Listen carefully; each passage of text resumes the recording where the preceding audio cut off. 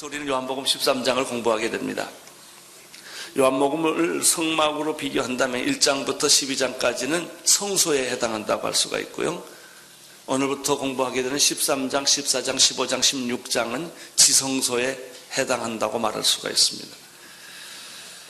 요한복음 13장에 들어오면 여러 가지 상황이 바뀝니다.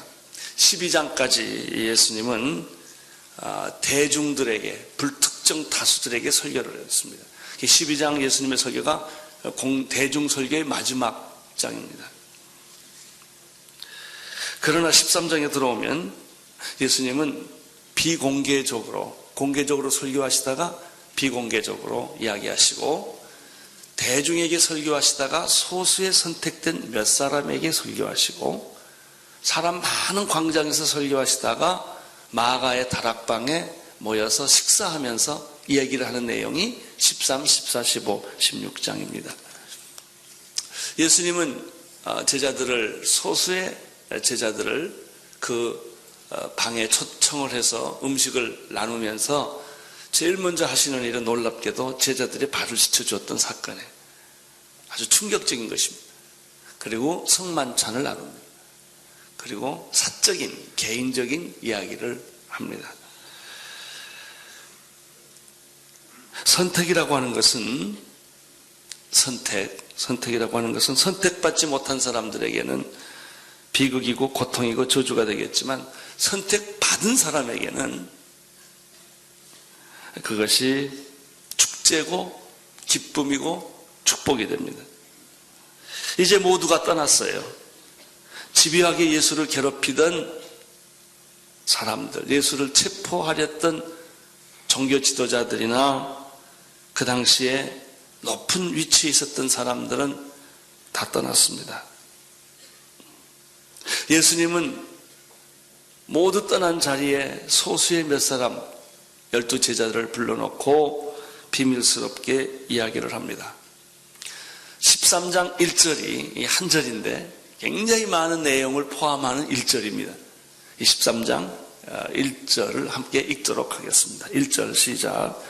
유월절 전에 예수께서 자기가 세상을 떠나 아버지께로 돌아가실 때가 이른 줄 아시고 세상에 있는 자기 사람들을 사랑하시되 끝까지 사랑하시더라. 유월절 전에 예수님은 자기가 세상을 떠난다는 사실을 알았습니다. 오늘 1절에서 발견한 첫 번째 메시지는 예수님이 자기가 죽을 걸 알았다는 겁니다. 죽을 걸 알았다. 현자의 지혜는 자신의 죽음을 안다는 것입니다. 이제 내가 죽을 때가 됐구나. 이걸 아는 거예요. 미련한 사람의 특징은 무엇입니까? 자신의 한계를 모르고, 자신의 무지를 모르고, 자신의 죽음을 모르고 엄벙덤벙 사는 거예요. 오래 살 것처럼. 감정대로 소리 지르고 본능대로 행동하는 사람은 미련한 사람이에요. 예수님은 자신이 언제 죽어야 하고, 어떻게 죽어야 하고, 어디서 죽어야 하고, 왜 죽어야 하는지를 명확하게 이해하고 있었습니다. 그것이 1절이에요. 앞으로 일주일 후면 예수님은 십자가의 처형을 당합니다. 자연사로 죽는 게 아니라 예수님은 십자가의 처형을 당해 순교를 하시게 됩니다. 지난 12월 25일 며칠 전에 저희 교회에 큰 경사가 있었습니다. 크리스마스 날 99세 되시는 장병두 할아버님께서 세례를 받은 일이 있었습니다. 난 얼마나 그날 좋았는지 몰라요. 평생 교회 한 번 안 다녀보신 분이 4개월 전에 예수님에 관한 얘기와 교회에 대한 소개를 받고 하나님을 믿으시겠다고 결정하시고 세례 받으시겠다고 말씀을 하셨어요. 사실 처음에는 좀 안 믿어졌어요. 진짠가? 세례 문답을 24일 날 했거든요. 이재훈 목사님께서 세례 문답 바로 할아버님한테 갔는데, 이재훈 목사님은 자기가 제일 가슴 두근두근 거렸대요. 왜 그러냐고 그랬더니, 장병도 할아버님이 안 믿어 이러면 어떡할 거예요? 그리고 이 나이 많으신, 인생의 경륜이 많으신 이 선생님을 어떻게 설명하겠느냐는 거예요. 근데 놀랍게도 30분 만에 다 끝나고 말았어요. 왜냐하면 너무나 정확하게 예수님을 기다리고 있었고 하나님을 기다리고 있었기 때문에. 이분이 세례를 받으시겠다고 결정한 것은 본인이 의사로서, 한의사로서 많은 환자를 볼 때 놀랍게도 예수를 잘 믿는 사람은 죽을 병이 걸려도 두려워하지 않더라는 것입니다. 예수를 안 믿는 사람은 살 병인데도 두려워하더라는 것이죠. 근데 본인도 이제 때가 돼서 하나님 앞에 돌아갈 때가 됐는데 내가 어떻게 하나님을 믿는지 궁금해하고 있던 차에, 영원히 사는 문제에 대해서 관심 있던 차에 우리 목사님이 가셔서 설명을 하니까 내가 원했던 게 바로 그런 것이다. 내가 영원히 살고 싶다. 세례를 받으시겠다. 세례 받으시기 전에 제 방에 오셨어요. 아니 바쁘신데 어떻게 오셨습니까? 그랬더니 이 선생님께서 아니 결혼식보다 중요한 게 세례식인데 이러시더라고요. 세상에 하나님 만나는 것보다 더 중요한 게 어딨냐. 나는 오늘 기다렸다 이러시더라고요. 그래서 세례를 받았습니다. 여러분 지혜로운 사람은 자기 죽음을 압니다. 인생의 끝을 아는 것이죠. 지혜로운 사람은 하나님을 선택합니다. 지혜로운 사람은 하나님 앞에 나가는 것이죠. 예수님은 자신이 세상에 오실 목적을 잘 알고 있었습니다. 온 인류의 죄를 위하여 십자가에 못 박혀 죽어야 한다는 사실, 그는 피하지 않았습니다. 그는 유월절 전에 자신이 세상의 죄를 지고 가는 어린 양으로 죽어야 할 것을 아셨기에 오늘 1절에 이 말이 기록되어 있습니다. 나는 여러분들도 여러분의 때와 죽음을 잘 이해할 수 있게 되기를 바랍니다. 두 번째입니다. 이 1절에서 우리가 발견하는 것이 있어요. 그럼 죽음이란 것이 뭐냐? 예수님에 의하면 죽음은 끝이 아니다. 우리는 죽음을 다 끝으로 봐요. 끝으로 봐요. 죽음은 끝나는 거죠. 뭐 정말로 보는데 예수님은 죽음이라고 하는 것은 끝이 아니라 아버지께로 돌아가는 것이다 라고 말씀하셨습니다. 1절을 다시 한번 읽겠습니다. 시작. 유월절 전에 예수께서 자기가 세상을 떠나 아버지께로 돌아가실 때가 이른 줄 아시고, 죽음이란 뭐냐? 하나님께로 돌아가는 것이 죽음이지 모든 게 끝난 게 죽음이 아니에요. 여러분 우리가 60평생 80평생 살다가 죽으면 얼마나 허무해요. 우리가 개나 돼지나 소같이 그거는 영혼이 없어요. 생명은 있어도 영혼이 없다고요. 식물이나 동물은. 그래서 꽃을 꺾거나 동물이 죽으면 그것으로 끝이에요. 인간은 안 그래요. 인간은 영적 존재이기 때문에 죽음이 끝이 아니란 말이죠.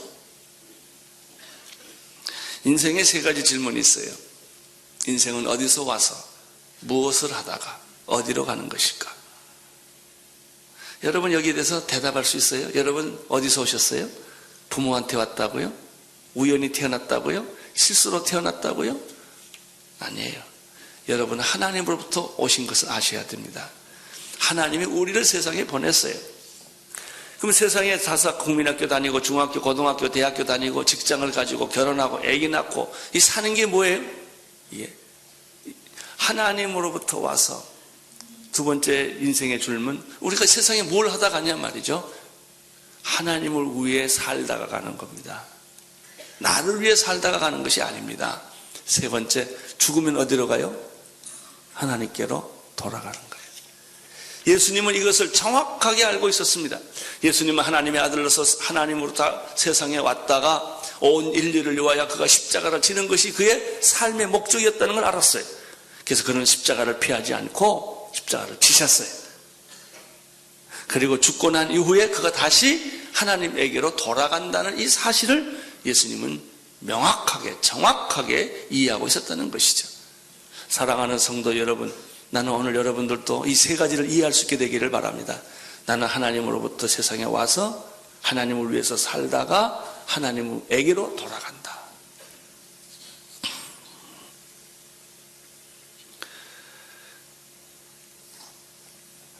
여러분, 사람은 하나님이 처음 창조하실 때 이렇게 죽게 만들지 않고 병들게 만들지 않았습니다. 하나님이 최초로 인간을 만들 때는 영원히 하나님과 똑같이 영생하는 존재로, 죽음이 없는 존재로, 처음에는 질병 없었습니다. 죽음 없었습니다. 절망 없었습니다.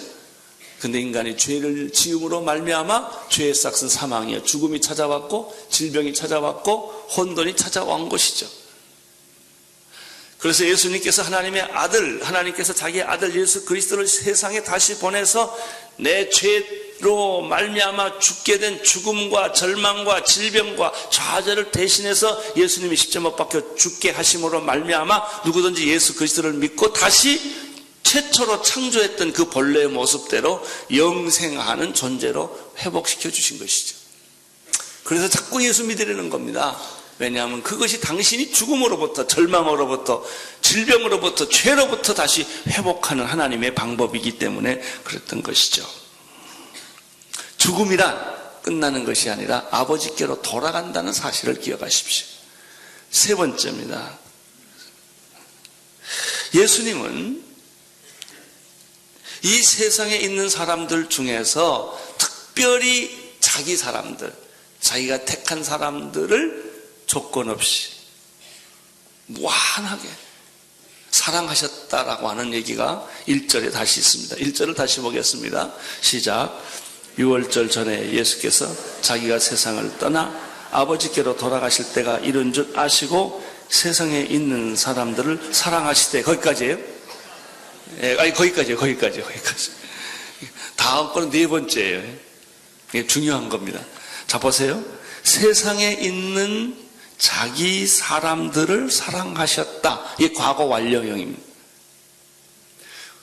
12장까지는 예수님은 모든 사람들에게 설교합니다. 불특정 다수에게, 대중에게, 민중에게 설교합니다. 그러나 오늘 이 말씀을 보면 세상에 있는 모든 사람을 다 사랑하지만, 그들이 구원받기를 원하지만, 예수님의 말씀은 세상에 있는 사람들 중에서 다가 아닙니다. 내가 선택한 사람, 소수의 사람들, 그 사람들을 내가 사랑했다, 이렇게 되어 있어요.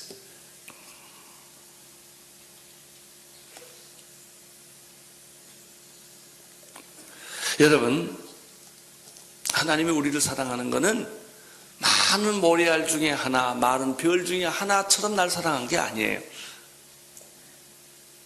수많은 사람 중에서 당신을 사랑한 게 아니라니까요. 이렇게 설명할 수가 있어요. 만약 어떤 사람이 이런 말을 했다고 가정해 봅시다. 나는 세상의 모든 여자를 사랑한다. 이렇게 말하면 박애주의자라고 말할 수도 있고 남봉꾼이라고 말할 수도 있어요. 모든 여자 다 사랑하니까. 그 말 듣고 감동이 없어요. 나는 세상의 모든 여자 다 사랑한다 이거예요. 근데 만약 어떤 사람이 이렇게 말했다고 생각해 보십시오. 나는 한 여자만을 사랑한다. 한 여자만을 사랑한다. 세상의 모든 여자를 사랑하는 게 아니고 나는 한 여자만을 사랑한다. 나는 그 여자를 위해 내 인생을 바칠 각오가 돼 있고 그 인생을 위해 나의 청춘과 나의 생명을 나는 걸겠다. 나는 직장도 조국도 난 다 버려. 그러면 그 여자가 얼마나 기분 좋겠어요. 그렇죠? 모든 여자들은 이런 고백 한번 듣게 되기를 원해요.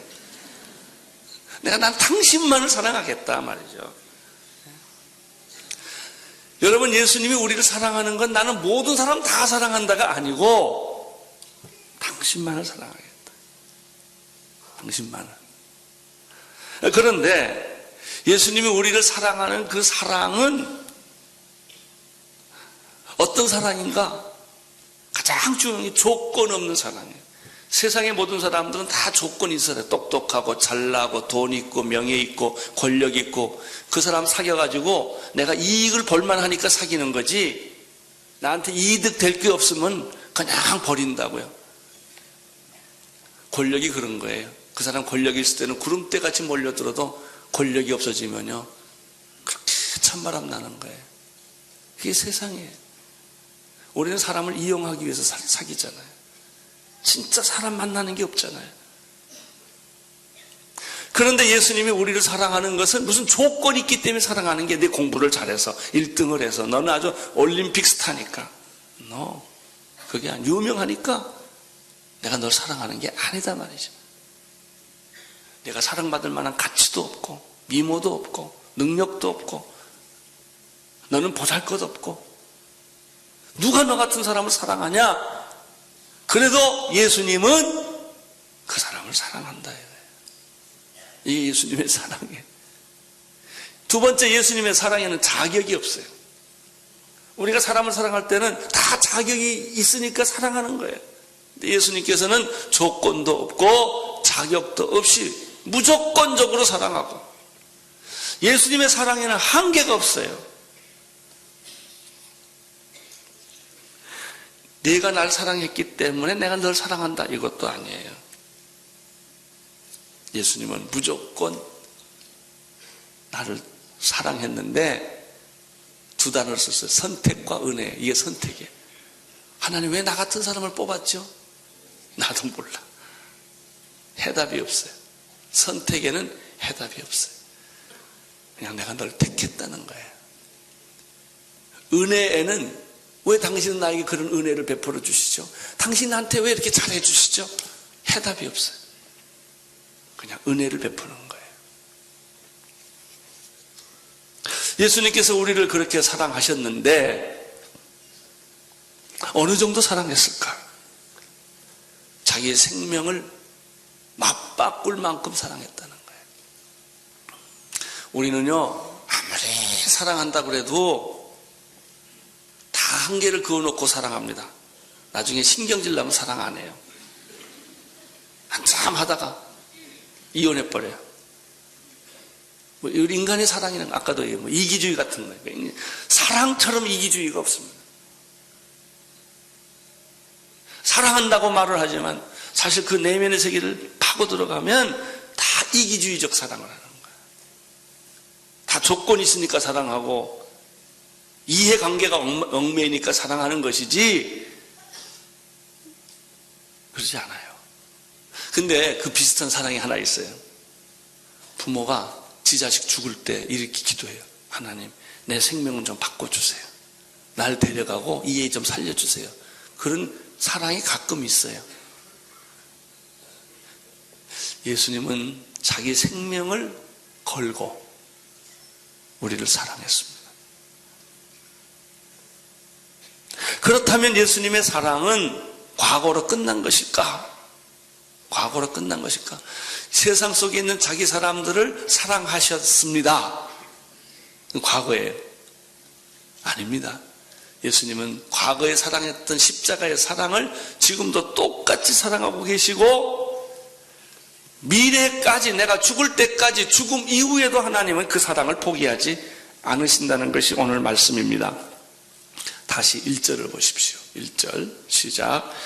유월절 전에 예수께서 자기가 세상을 떠나 아버지께로 돌아가실 때가 이른 줄 아시고 세상에 있는 자기 사람들을 사랑하시되, 사랑하셨습니다. 이건 과거 완령이에요. 그 다음 얘기가 중요해요. 어떻게 돼 있죠?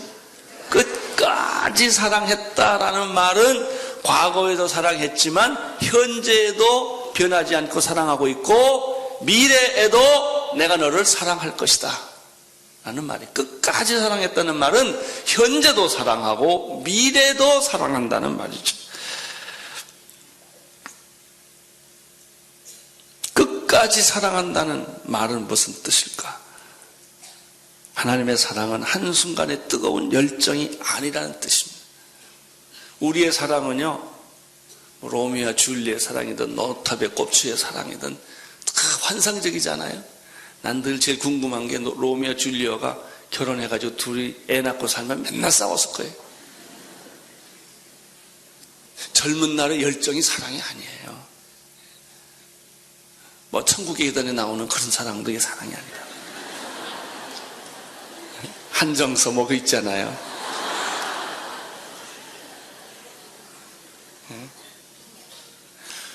여러분, 한순간의 열정이 그 영원한 사랑이냐? 아니에요. 세월이 지나고 늙어가면 다 변하는 거예요. 그러면 하나님께서 우리를 십자가에서 우리를 사랑하셨는데, 세상에 있는 자기 사람들을 사랑하셨는데, 끝까지 사랑했다는 말이 뭐냐? 사랑이 감정이 아니다라는 뜻이에요. 사랑은 단순한 열정이 아니다, 이거예요. 사랑은 하나님의 의지입니다. 내가 널 사랑하겠다고 하나님이 결정한 거예요. 이 약속은 변하지 않는다. 과거도 변하지 않았고, 현재도 변하지 않았고, 미래도 변하지 않는다. 이런 뜻이에요. 이 끝까지 사랑한다는 말 속에는 무슨 뜻이 있을까? 상황이 변하고 당신의 얼굴이 주름살이 들고 지선이 같이 불이 타서 얼굴 다 나가도 사랑하겠다 이거예요. 환경이 변해도 사랑하겠다. 끝까지 사랑한다는 말은 또 무슨 말인가? 당신이 어떤 실수와 죄를 범해도 다 용서하겠다는 말이에요. 나는 부인이 저지른 모든 죄를 다 용서하기를 축원합니다. 남자는 잘못해도 용서를 받아야 되고, 부인은 잘못하면 왜 용서를 안 받아야 돼요? 다 용서하세요. 자식이 잘못해도 용서하세요. 이게 예수님 사랑이에요. 예수님의 사랑에는 용서가 있습니다. 용서. 끝까지 사랑한다라고 하는 것은 살아서도 사랑하고 죽어서도 사랑한다는 말이에요. 인간의 사랑은 그렇게 못합니다. 하나님의 사랑은 죽어서도, 내가 죽고 난 이후에도 그 사랑은 존재하는 것이고, 내가 어떤 실수를 하고 죄를 지어도 다 용서하는 사랑이고, 덮어주시고, 환경이 아무리 변해도 사랑하는 그런 사랑이다. 끝까지 하는 사랑이란 한계가 없는 사랑이다 라는 뜻입니다. 예수님 우리를 십자가로 사랑하셨습니다. 그것으로 끝나지 않습니다. 끝까지 사랑하셨다 라고 말씀하고 있습니다. 사랑하는 성도 여러분, 안심해도 좋습니다. 다 우리가 예수 믿을 때 완전하게 믿는 사람 어디 있습니까? 다 적당히 믿고 이중인격자 아닙니까? 우리가 다 겉으로 잘 믿는 척하고 속으로 내용이 없고. 그래도 하나님은 당신을 사랑하십니다. 당신을 사랑합니다. 또 용서하고 또 기다리고. 이게 사랑이에요. 2절 한 절 더 보고 오늘 설교 마치겠습니다. 2절 읽어주십시오.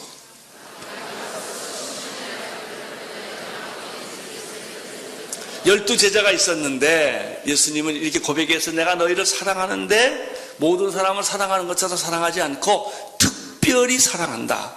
그런데 끝까지 사랑하겠다라고 고백을 하시고 나서 제자들 중에서 한 사람이 자기를 배신할 것을 아셨다는 기록입니다. 가룟 유다가 예수를 팔아먹을 거라는 것을 예수님은 아셨어요. 그래서 예수님은 모르는 척하고 계세요. 저 사람이 날 배신하지 다 아셨어요.